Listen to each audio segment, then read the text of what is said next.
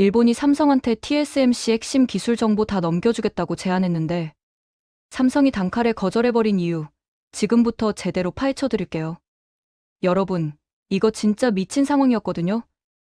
일본이 삼성전자한테 접근해서 우리가 TSMC랑 협업하면서 얻은 이나노 공정 기술 정보 있잖아요.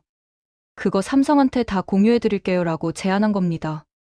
근데 삼성이 뭐라고 했을까요? 아니요, 됐습니다. 딱 이 한마디로 정리해버린 거죠. 아니, 이게 대체 무슨 상황이냐고요? 세계 최고의 파운드리 기업 TSMC의 핵심 기술 정보를 공짜로 준다는데 왜 거절한 걸까요? 이 뒤에 숨겨진 진실을 알고 나면 여러분도 소름이 쫙 돋으실 겁니다. 일단 이 모든 이야기는 2025년 4월 대만에서 발생한 대지진에서 시작되네요. 규모 7.2의 강진이 대만 동부 해역을 강타했고 그 순간 전 세계 반도체 업계가 패닉 상태에 빠진 겁니다. 왜냐고요? TSMC의 생산 라인이 멈춰버렸거든요. 신주 과학단지에 있는 TSMC의 최첨단 공정 팹에서 진도 4 이상의 진동이 감지됐고 안전을 위해 일부 생산 라인을 긴급 정지시킬 수밖에 없었던 거죠. 여기서 잠깐 TSMC가 어떤 회사인지 아시나요? 이 회사는 전 세계 파운드리 시장 점유율 60%를 차지하는 절대 강자예요. 애플, 엔비디아, AMD 같은 빅테크 기업들이 만드는 칩을 거의 독점적으로 제조하는 곳이죠. 그러니까 TSMC 공장이 멈추면 전 세계 AI 칩 공급이 마비되는 거예요. 말 그대로 지구촌 전체의 반도체 생산이 한 회사, 한 지역에 목숨 걸고 있는 상황인 거죠. 그래서 이번 지진이 얼마나 심각했냐면요. 중국 경제매체 진롱제가 분석한 결과에 따르면 TSMC 생산 가동이 단 6시간만 멈춰도 2분기 매출이 약 6천만 달러 감소하고 순이익이 0.5%포인트 떨어진다는 겁니다. 6시간이요. 하루도 아니고 고작 6시간만 멈춰도 수백억 원이 날아가는 거죠. 더 큰 문제는 최첨단 AI 칩 생산 라인의 정상화에는 며칠이 걸린다는 점이었어요. 반도체 장비라는 게 원래 엄청 민감해서 갑작스럽게 가동을 중단했다가 다시 켜면 신중한 재교정 작업이 필수적이거든요. 특히 복잡한 회로 설계와 미친 정확도를 요구하는 AI 칩의 경우에는 단기 생산량에 더 큰 타격을 입을 수밖에 없는 구조죠. 자, 여기서 중요한 포인트가 나옵니다. 이번 지진 사태는 글로벌 반도체 공급망이 특정 지역과 단일, 기업에 집중된 구조라는 근본적인 취약성을 완벽하게 증명해버린 사건이에요. 한반도체 업계 관계자는 이렇게 말했죠. TSMC 공장이 멈추면 전 세계 AI 칩 공급이 마비된다. 이번 지진에도 생산 라인이 멈추지 않은 것은 글로벌 공급망 안정성 측면에서 매우 중요한 신호다. 근데 여기서 우리가 주목해야 할 건 바로 이겁니다. 만약 이보다 더 큰 지진이 왔다면? 만약 대만 해협에서 군사적 충돌이 발생한다면? 그때는 어떻게 될까요? 전 세계가 반도체 대란에 빠지는 거죠. 미국과 유럽은 이미 이 위험성을 정확히 파악하고 있었어요. 첨단 반도체의 안정적 조달이 산업 경쟁력뿐 아니라 국가 안보와 직결된 사안이라는 걸 깨달은 거죠. 그래서 대체 생산 거점 확보의 필요성을 절실히 느끼게 됐고요. 근데 문제는 이겁니다. TSMC 말고 누가 최첨단 미세 공정을 만들 수 있느냐? 인텔. 아니요. 인텔은 이미 파운드리 사업에서 고전을 면치 못하고 있죠. 그렇다면 답은 하나밖에 없습니다. 바로 삼성전자예요. 삼성전자는 TSMC 외에 사실상 유일한 첨단 미세 공정 대응 가능 기업으로 재부상했거든요. 2025년 상반기에 이나노 1세대 공정 양산을 시작했고 2026년에는 2세대 이나노 공정을 선보일 예정이에요. 특히 삼성은 2022년 세계 최초로 3나노 기반 파운드리에 게이트 올 어라운드 기술을 적용한 경험을 보유하고 있어서 이나노 시대에서는 TSMC를 앞설 수 있다는 자신감을 내비치고 있죠. 소름 돋지 않나요? 최근 삼성전자가 뭘 했는지 아세요? 이나노 공정의 연말 수율 목표를 기존 50%에서 70%로 대폭 상향 조정했어요. 그리고 일본 AI 기업 프리포드 네트웍스로부터 이나노 공정 기반 AI 반도체 수주에도 성공했죠. 이게 얼마나 대단한 일이냐면요. 반도체 업계에서 수율 70%라는 건 양산 체제가 완벽하게 안정화됐다는 의미거든요. TSMC도 초기에는 이 정도 수요를 달성하는데 몇 년이 걸렸어요.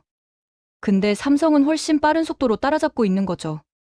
자, 이제 본론으로 들어가 볼까요? 바로 이런 상황에서 일본이 등장합니다.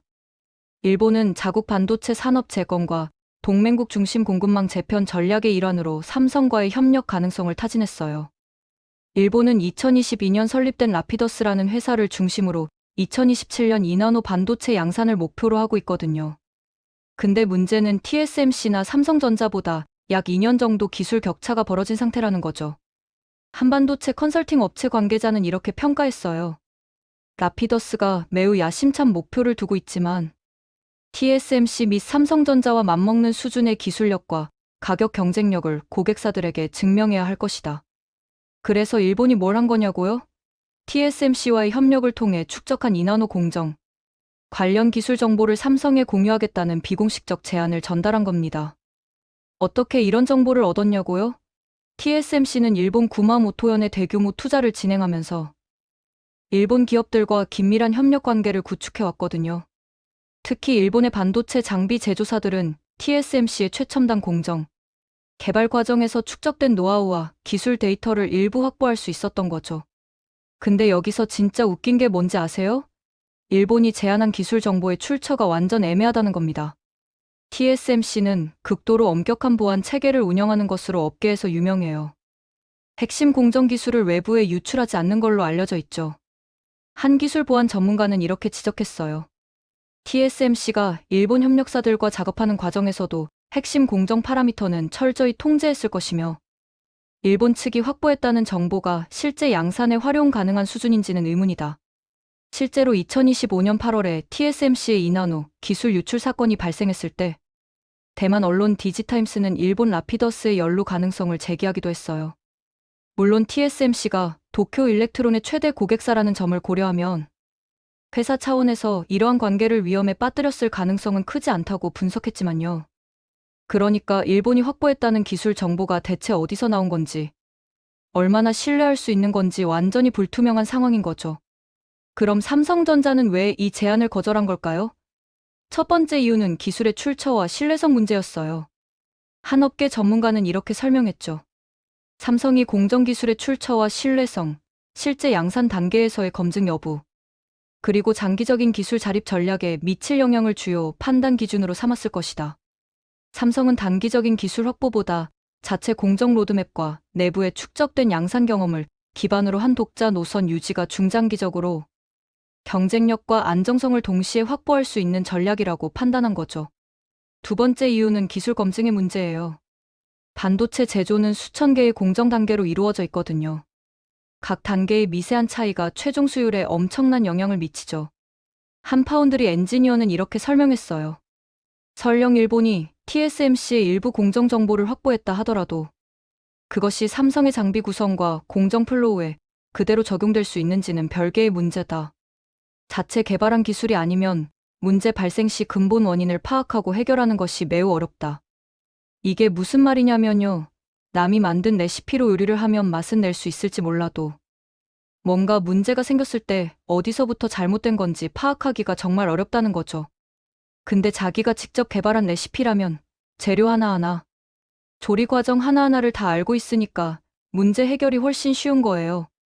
반도체 공정도 똑같습니다. 자체 개발한 기술이어야만 진짜 제대로 써먹을 수 있는 거죠. 세 번째 이유는 기술 종속성 문제예요. 만약 삼성이 일본의 제안을 받아들였다면 어떻게 됐을까요? TSMC 기술에 기반한 공정을 사용하게 되는 거잖아요.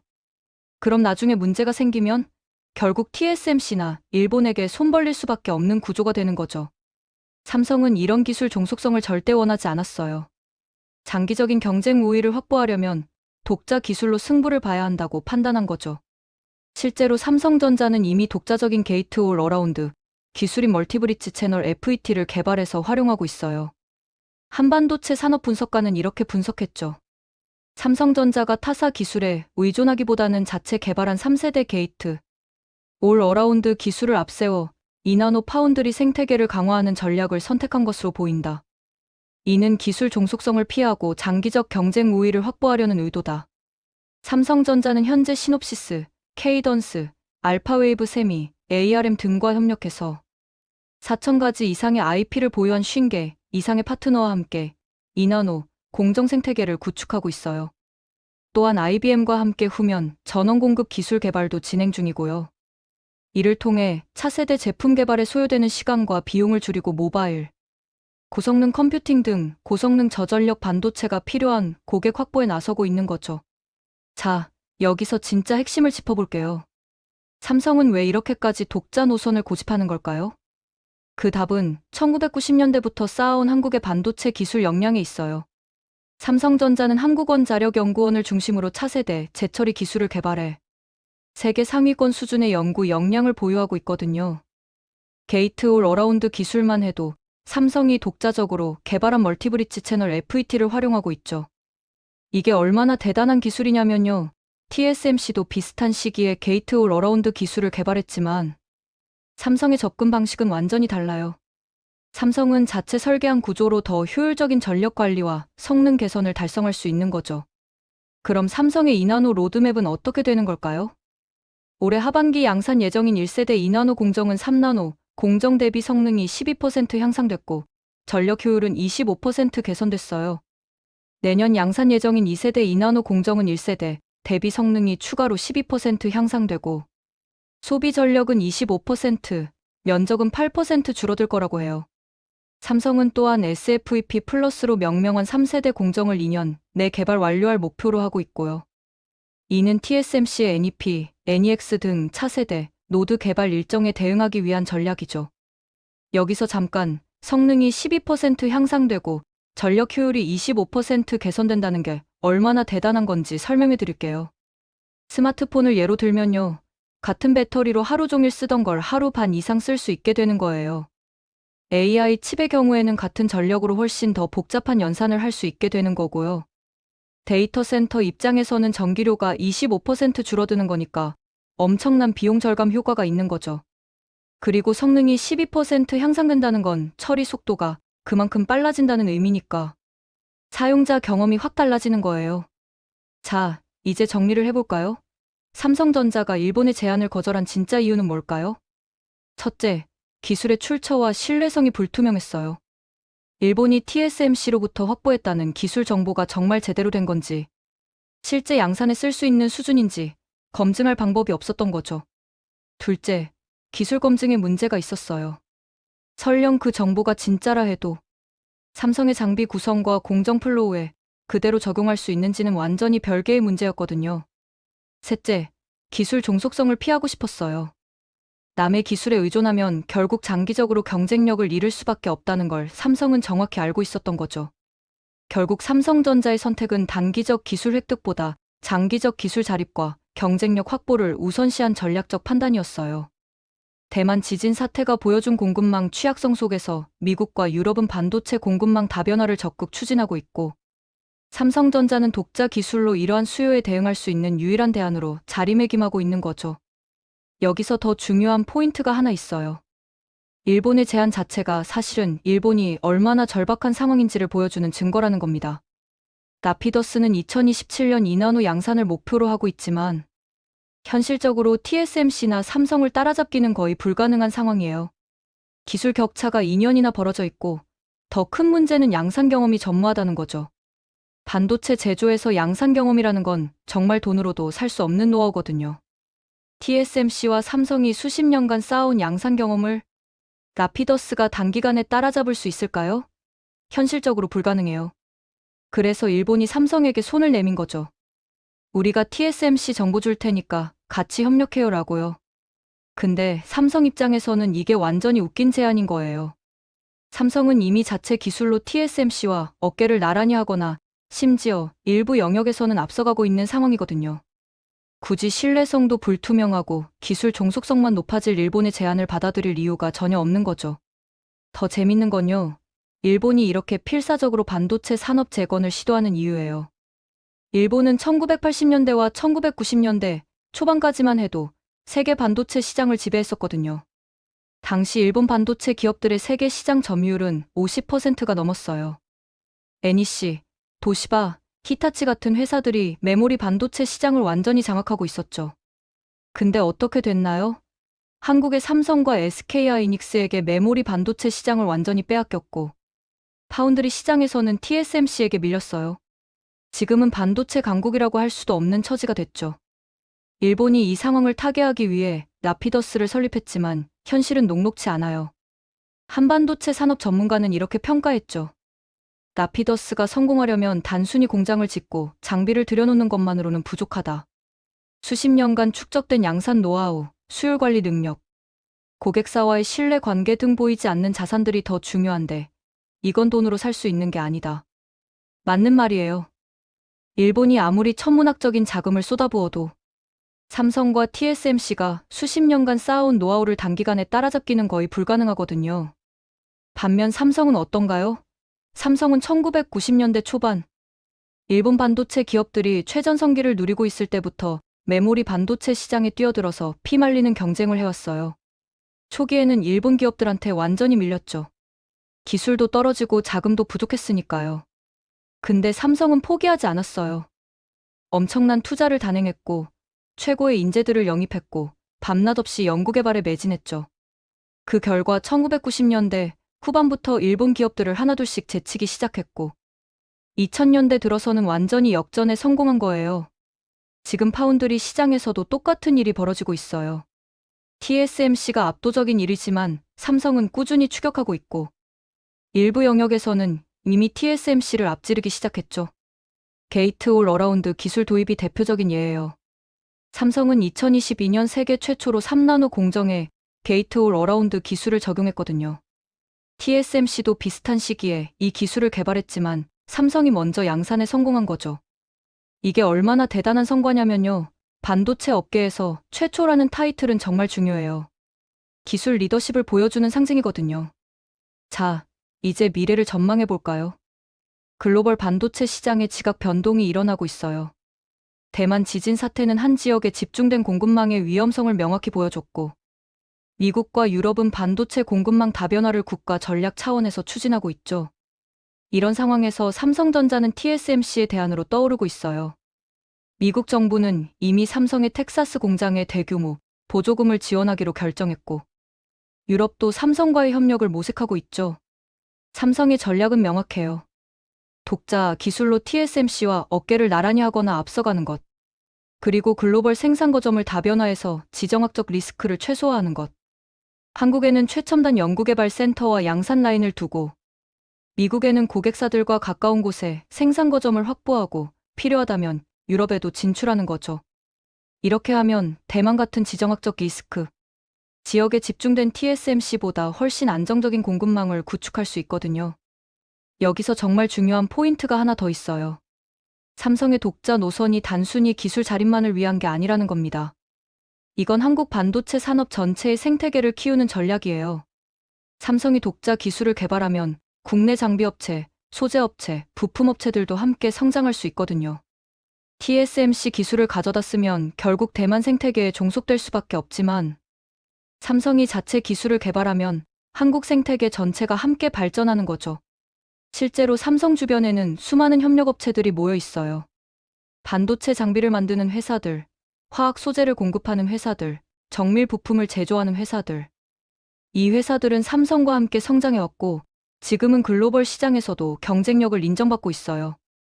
만약 삼성이 일본의 제안을 받아들여서 TSMC 기술을 쓰기 시작했다면 이 생태계가 무너질 수도 있었던 거죠. 삼성의 거절은 단순히 한 회사의 판단이 아니라 한국 반도체 산업 전체를 위한 선택이었던 셈이에요. 자, 여기서 일본 이야기를 좀 더 해볼까요? 일본이 왜 이렇게까지 반도체 산업 재건에 목숨을 거는 걸까요? 그건 일본이 1990년대에 겪었던 뼈아픈 경험 때문이에요. 당시 일본은 반도체 시장을 장악하고 있었지만 한국과 대만의 추격을 막지 못했어요. 특히 메모리 반도체 시장에서 완전히 밀려났죠. 그 결과 일본 경제 전체가 침체에 빠졌어요. 반도체가 현대 산업의 쌀이라고 하잖아요. 반도체 산업을 잃은 일본은 경제 성장 동력을 상실한 거죠. 일본 정부는 이 상황을 타개하기 위해 라피더스에 천문학적인 자금을 쏟아붓고 있어요. 하지만 현실적으로 성공 가능성은 그리 높지 않아요. 왜냐고요? 반도체 산업은 선순환 구조거든요. 기술이 좋으면 고객이 몰리고, 고객이 많으면 더 많은 투자를 할 수 있고, 투자가 많으면 기술이 더 발전하는 구조죠. 근데 라피더스는 이 선순환 고리에 진입하지 못한 상태예요. 아직 양산도 시작하지 못했고, 당연히 고객도 없고, 검증된 기술도 없죠. 반면 삼성은 어떤가요? 이미 선순환골이 안에 있어요. 프리퍼드 네트워크스 같은 고객사를 확보했고, 이나노 공정 양산을 시작했고, 수율도 빠르게 올라가고 있죠. 더 많은 고객사들이 삼성을 주목하고 있고, 이는 더 많은 투자로 이어지고, 결국 기술 개발 속도를 더 빠르게 만드는 거예요. 이게 바로 삼성이 일본의 제안을 거절할 수 있었던 진짜 이유예요. 삼성은 이미 자체 기술로 승부를 볼 수 있는 위치에 있었던 거죠. 솔직히 말하면요, 일본의 제안은 삼성 입장에서는 거의 모욕에 가까운 거였을 수도 있어요. 우리가 TSMC한테서 얻은 정보 줄게라는 식의 제안이잖아요. 이건 마치 너희는 혼자서는 못할 테니까 우리가 도와줄게라고 말하는 것처럼 들릴 수도 있거든요. 근데 삼성은 이미 혼자서도 충분히 잘하고 있어요. 오히려 일본이 삼성한테 배워야 할 입장이죠. 메모리 반도체에서 일본을 완전히 밀어낸 게 누구였어요? 삼성이에요. 파운드리 시장에서 TSMC와 어깨를 나란히 하고 있는 게 누구예요? 역시 삼성이죠. 재밌게 보셨다면 구독과 좋아요, 알림 설정 부탁드립니다.